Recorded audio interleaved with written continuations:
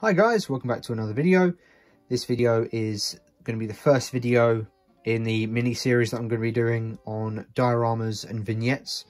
Now, I've had a few people ask me to do this purely because of the amount of dioramas and vignettes I've been doing, and they want to see the processes of it and the different types of materials you can use. So that's sort of the plan for this video, but before we get into it, I just want to make a couple of points. First being, as I noted in my last video, I will be bringing out some channel mugs.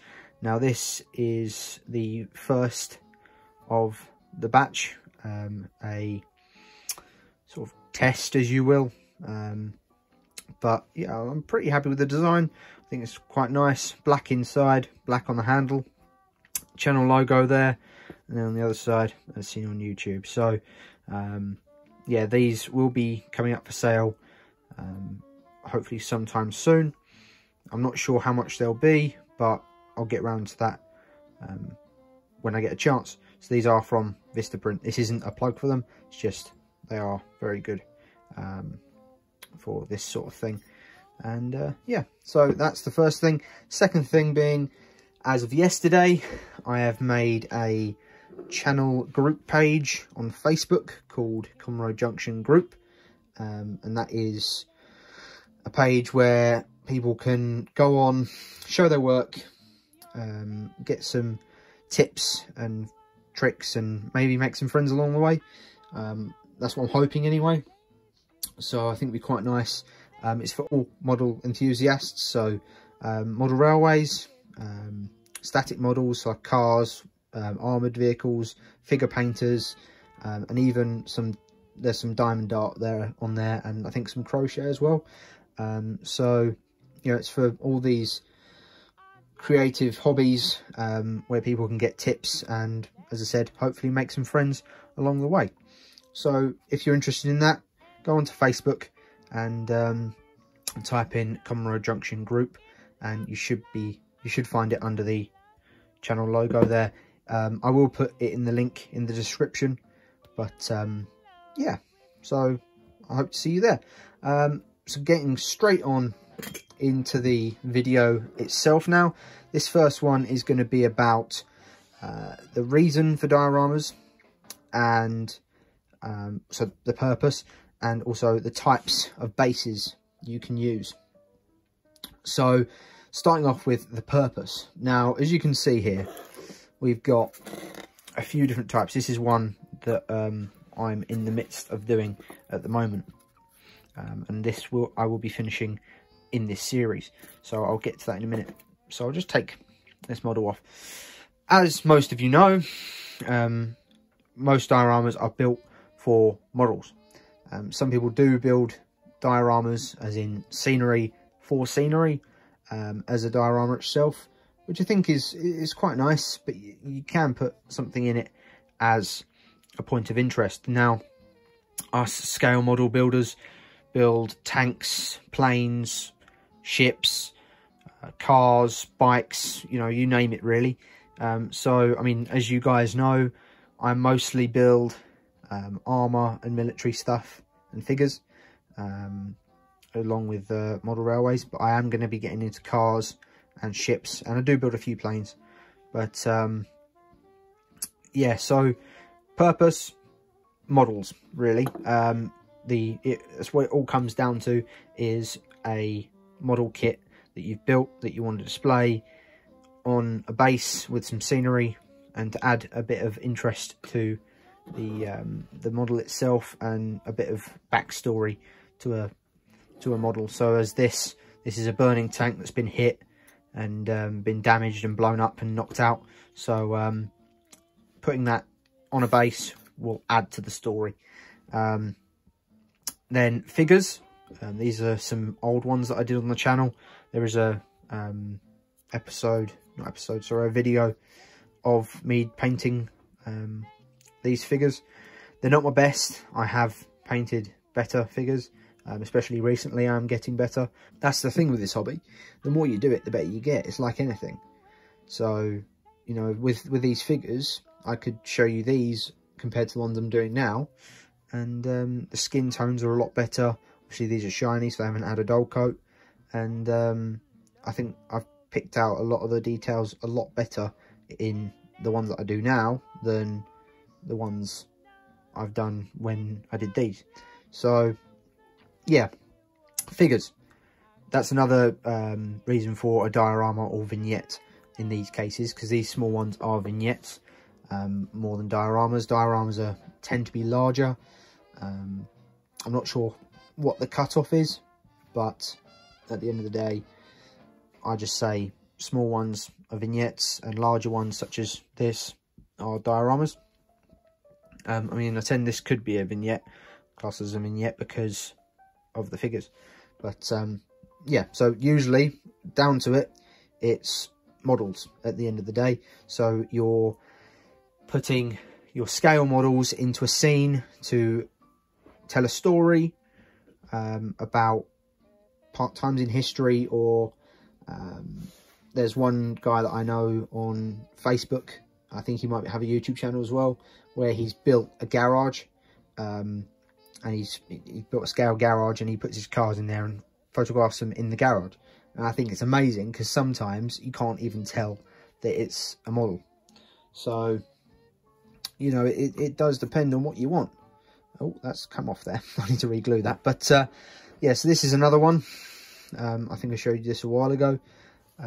Yet again, MWD RAF truck, and I've literally put it on a base and a bit of grass, and you know, it just adds to it. It doesn't tell a story as such, but it adds to it. Now, it does take up a bit more space, but at the end of the day, you know, if you have the space, that's perfect. Right, so the next topic is bases. Now, there are many types of bases out there. You can make them yourself, or you can scrounge them from other places, or you can buy them. Now, I will show you a couple here. Now, this is literally, I'm sorry about the love heart there, I did that years ago. This is literally a block of wood, and I've cut out a bit of foam, and that will be glued on top there, and probably either painted or stained the bottom, and that will look quite nice when it's done. And that's a fine base. Or, example for this is a lid for a candle, like a scented candle, like a wood wick, or something like that. Oh, that's a heritage collection. But yeah, it's that sort of thing. Yeah, candle lids.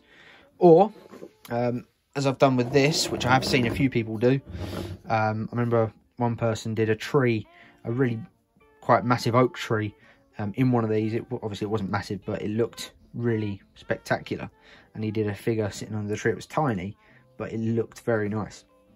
And this is one of those sort of Victorian style, I'm not sure what you call it, but it's like a globe thing.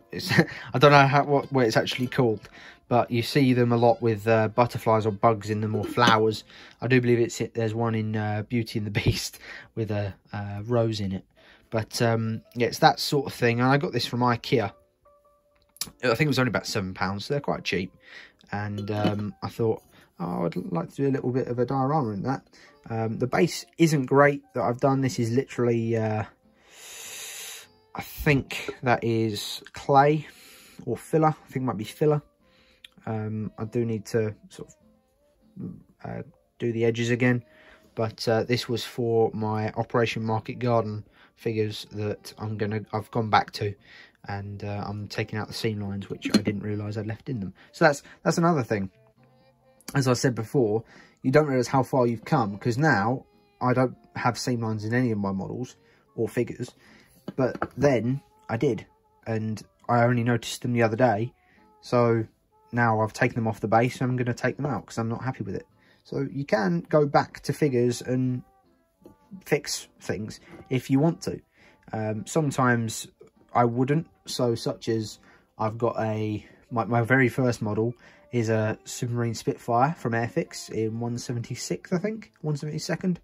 It's an old blue plastic kit that you used to get in the bags. This was years ago. I sound like an old man, but you know what I mean. It's that's something you wouldn't want to change, because if you change it or upgrade it to how you are now, you don't learn and don't see how far you've come. So I mean, I'm only doing it with these figures because I didn't do these that long ago. I think I only did them about 3 or 4 years ago, and that you know, that proves how far you come as a modeler, or in anything, as I said. So yeah, you can buy bases, or you can make them out of pot lids, or just a bit of wood and a bit of foam. Now this one I bought as a base, I think from the internet, and that is literally a bit of I want to say walnut, and it's had a nice border cut into it, and yeah, I've just done a bit of filler and mucked it up so it's like mud, and put a bit of snow, and there's some figures there. I'm really happy with that. It's probably one of the best little vignettes that I've done, and the base makes it even better, in my opinion. But you know, yeah, it's a matter of opinion at the end of the day. It's down to what you want and how much money you have. Unfortunately, you have to buy things if you want to do this sort of thing, unless you're doing it on the cheap and you can make things from scraps of foam or things like that. I mean, I do and have done that, but sometimes it can be quite nice to just buy it.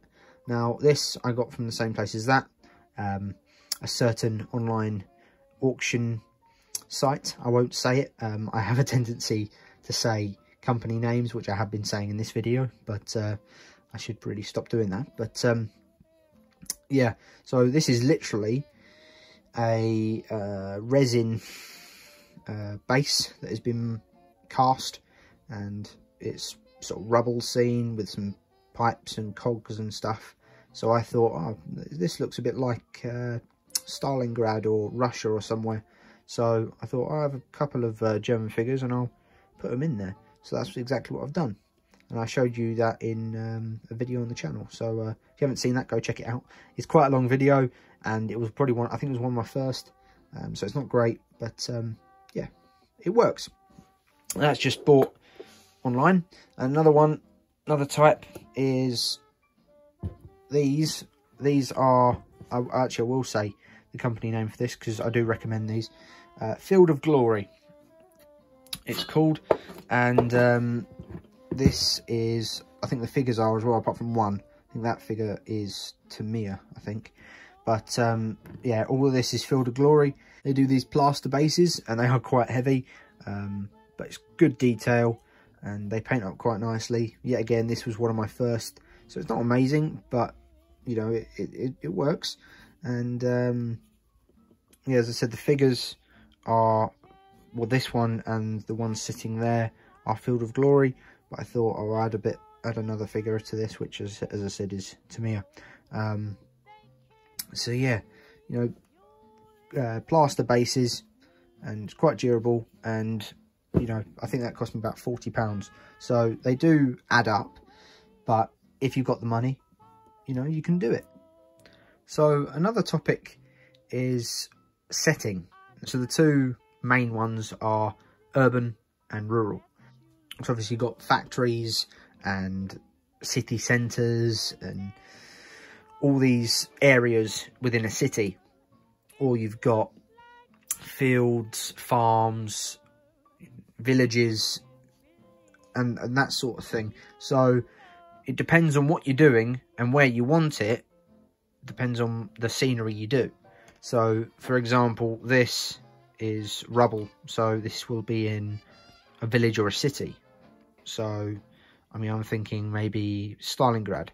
That's purely just down to the look of it. It looks very industrial because it's got pipes and cogs and things like that. So you know, that's sort of the idea of that. I mean, it can be wherever you want it to be, because at the end of the day, it's your diorama or vignette, and it's your model. So, and that goes for anything. If it's a layout, or if it's a static model or diorama or anything, if it's yours, you can do what you want with it. No matter what anyone says, it's yours. And if you choose to paint a panther pink, so it's a pink panther, or a Spitfire pink, or with polka dots, it's your choice. You can do that because it's your model. It's not their choice. So if they get annoyed with you, they can be annoyed. You know, it doesn't hurt at the end of the day, and it's more of their problem than yours. So, you know, just do what you want as long as you're happy. That's the main thing.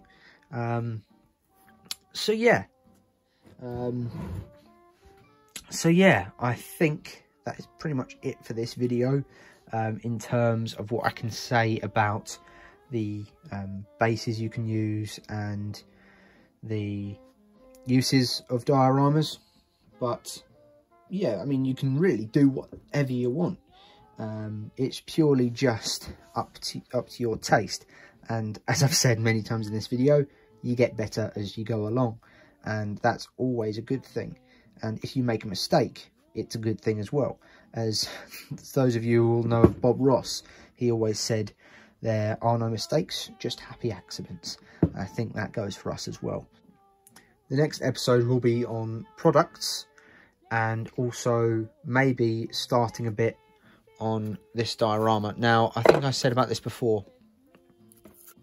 This is going to be a scene based on Band of Brothers. I have a tendency to do that, and there is a scene in that where I think it's Operation Market Garden, and I think it's a Yag Panther, I think, takes out this Sherman, this British Sherman, and it keeps going and smashes into a lamppost, knocks it down. Unfortunately, I did think the lamppost was still standing, but I rewatched it the other day. Actually, I think it was a telegraph pole, and it did knock it over completely. So I will be doing it a bit differently. I know it's a bit of artistic license, but I'd like to make it accurate for this, and I will be adding a light underneath and drilling that out and making it flicker so it looks like it's on fire. And I might be editing the base a bit. So yes, we're going to be finishing this in this series. It was either this or my Panther. Now, I will show you the Panther, because I think the last time you saw it, it was, I think, in base coat, or I think it was just the turret that was painted. And I'd just done the underside skirts and filled those in with plasticard. So I'll go and get it, and you can have a look. Right, so this is the Panther. Now, I'm quite happy with it as it is. I did try and do a bit of, I think it was a pin wash, like pin, I can't remember what I think it is pin wash, with oils. Now, I don't have the right oils, and stupidly, I used the Tamiya acrylic thinner. Now, for some strange reason, I didn't think, oh, that's going to get rid of my acrylic paint. And did I think that? No, I didn't. So I did it, and it ruined one side of the turret, but I've managed to fix it. I think it was this side, so I'm just going to turn around there, and it's fixed up quite nicely. You can't tell. So, unless I told you, you probably wouldn't have known. But, yeah, I've had a bit of messing about with this kit. Not a lot. Yet again, it's a Tamiya kit, and it goes together really, really well. I have weathered the road wheels there just a little, so you can just about see the spots of the camouflage underneath. You know, it's a bit grimy, and I did want it a bit more weathered than this, but the idea is that it's part of a Panzer unit that's been sitting in France for God knows how long. I'm not sure how long they were in France for, because obviously I'm not sure whether the divisions in France were needed in Italy or on the Eastern Front at all. But I'm thinking this is before the Battle of Caen, literally just before, and they're about to move out, and they're at a crossroads sort of thing, like a T-junction, and they're just planning on where to go to meet up with their column. Now, I've got the figures here, and as I said about skin tones, I'm really, really happy with this guy, especially the guy standing up on the tank. He's only blue tacked on at the moment, but yeah, I'm really happy with him, and the skin tones I'm very happy with. It's the first time I've ever been able to achieve that level of skin tones on a figure. Now I'm really happy with that, and yet again more detail with a map that I literally found on the internet and printed off. And he's got a pistol, his pistol holster with his pistol in it to sort of hold the map down so it doesn't blow away. So I thought that's quite good detail in there. Now I am going to turn her upside down to show you the skirts. You probably won't be able to see it properly, but I just thought I'd show you, because I showed you in the last one, and they're all painted up. You can just about see them. There's one on that side. Obviously the joining plates that join them to the storage boxes at the back. And I love this paint scheme. This is the ambush paint scheme. Now, it's not perfect, as you can see there. It's not great. I mean, I might go back in later on and fix it, but for now I'm really happy with it, and it does the job. At the end of the day, these schemes were added in the field now with paintbrushes, and I did this with an airbrush, so you know it's not incredibly accurate. It probably would have been more accurate to do it with a brush, but you know it works for what I want. And I've also rusted up the exhausts there. One second, I'll just move the light. There you go. You can see about it there.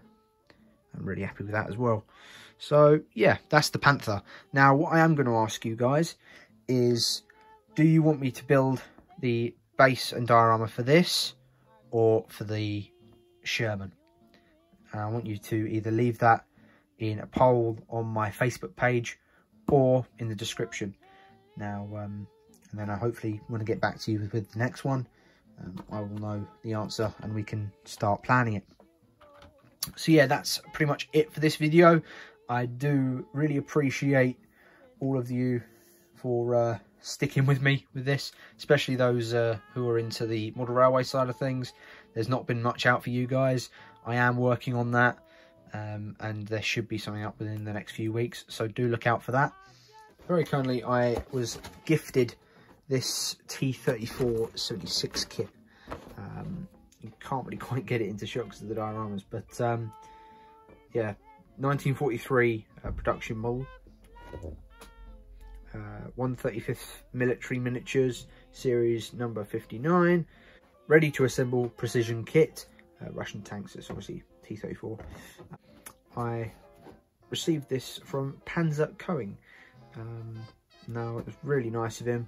I really wasn't expecting it, and yeah, so I do want to give him a shout and say thank you for that. I have started building it. I will not show you in this video purely because of time, and I don't want to be rambling on. So yeah, I'll show you that in another video. And yeah, thank you very much for watching. Please do go check out my Facebook page, and do have a look out for my mugs as well. They should be coming within the next few months. So yeah, have a good one. Keep modelling. Bye-bye.